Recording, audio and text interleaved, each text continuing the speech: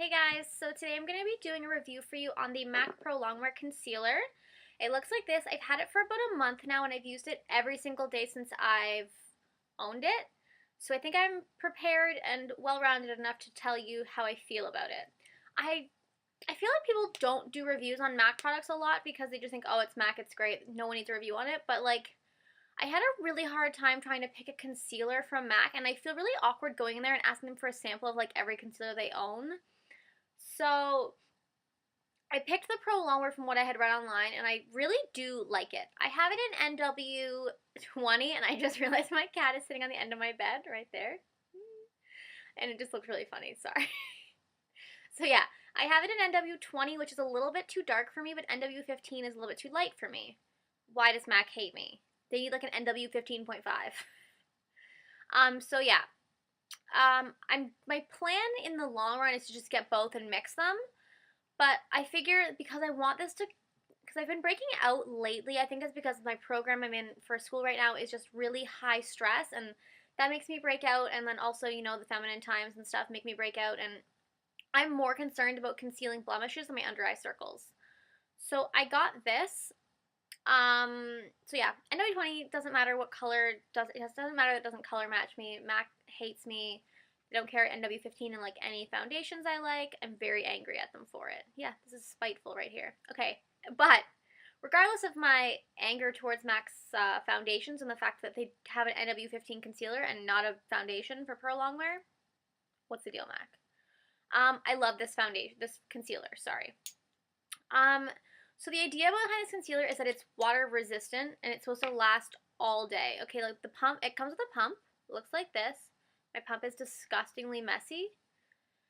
And it really does last all day. I'm going to show you something. I did this yesterday. I didn't even notice, but I went to work and I used my hand as a palette for my concealer and my foundation. And if you can see, that's my concealer on my hand right there. I did my foundation probably at least 4 hours. My foundation and concealer at least 4 hours ago. And I have been out running errands today. I've washed my hands, probably more so my palms, but like my hand has been underwater. I just like licked my hand and scrubbed it and it didn't come off. A little bit came off, but like really, it's still there. Yesterday I went to work and it was on my hand all day and my friend was like, what is wrong with your hand?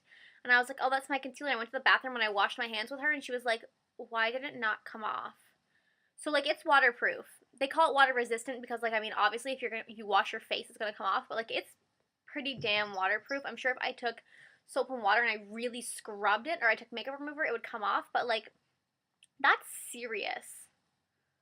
Like it's been on there for 4 hours and like it's one of those like wear resistant concealers. It's just like the foundation is. So like if you were to say I have concealer on my chin, if I was to just rub it, it won't come off. I mean, my foundation probably came off, but it won't come off, which is great for me because I do use it under my eyes and my under eye circles, and I have a really bad waterline, so I'm always constantly rubbing underneath my eyes to make sure my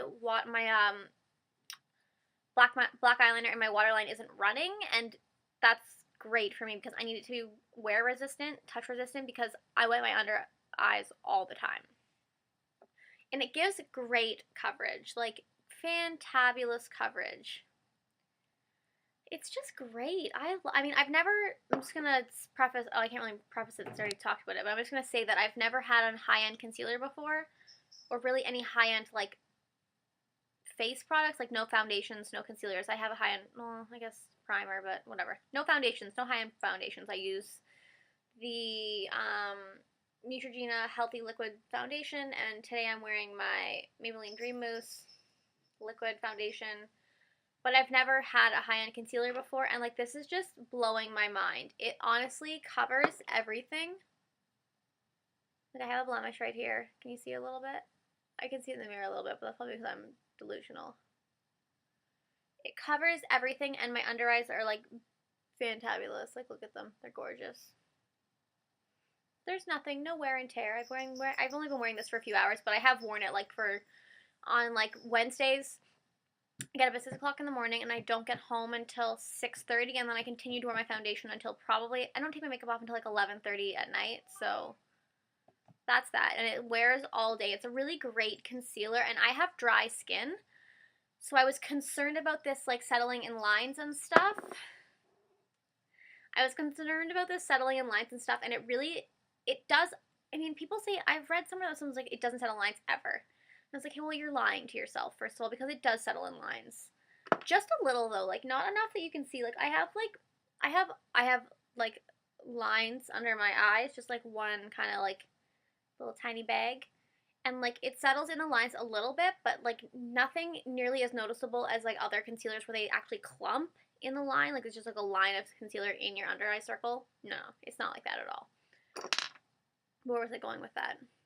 But yeah, I have dry skin and it does not enhance flakiness because my problem is that, like, my blemishes are flaky. I conceal them and then it just gets flakier and flakier and looks disgusting. But this doesn't flake, it doesn't cause flakiness. I don't have oily skin, so I can't say how it is for oily skin, but I've heard reviews by other people, by other gurus with oily skin, that it works just as well for them. So great. My only concern with this foundation is the pump. This concealer is the pump. Isn't that weird? Everyone always complains that some things don't have a pump, but I don't think concealer needs a pump. Foundation, everyone's faces are generally the same size. So a pump of foundation, which is how much coverage you need, is pretty much is expected from most foundation companies, especially high-end, because that's your deal. But to put a pump on a concealer, no one has the same amount of space that needs to be concealed. Like, I might have 3 blemishes, some might have 25 that need to be concealed, so why would you have a pump? And honestly, this pumps out way too much product, and it is really hard to control. This is why every day I always have concealer left over on my hand. Like, every single day. And it pisses me off because this concealer is like $25 or something in Canada, and like that's a lot of money for a like little tiny jar of product. I mean, I don't use it all. Well, I use it every single day, but I don't use a lot every day. But like, still, you don't want to be wasting product. That's MAC wasting my money, and it pisses me off. And like, I've tried, and you can't even like, I got concealer off my hand. You can't even like open. It's not like a twist off lid, and if it is, I can't open it. Like you can't get this lid off. So my other question is, what the hell am I going to do when it runs out and I can't get the lid off and there's like a little tiny bit in the bottom and I want to kill it? So yeah. What I've heard people do is that they put it in like a little jar. Like, I have this MAC sample jar of their mineralized satin finish foundation. There's just a little tiny bit left in there.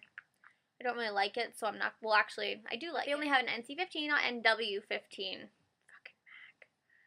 So yeah, what I'm probably going to do is just clean out this container and then just put my concealer in this container because it's just, I don't want to waste it. It's just a waste of product and it makes me angry. So what I do to put it on is I squirt it onto my hand and I actually just take a concealer brush. This is a double-ended one from Essence of Beauty.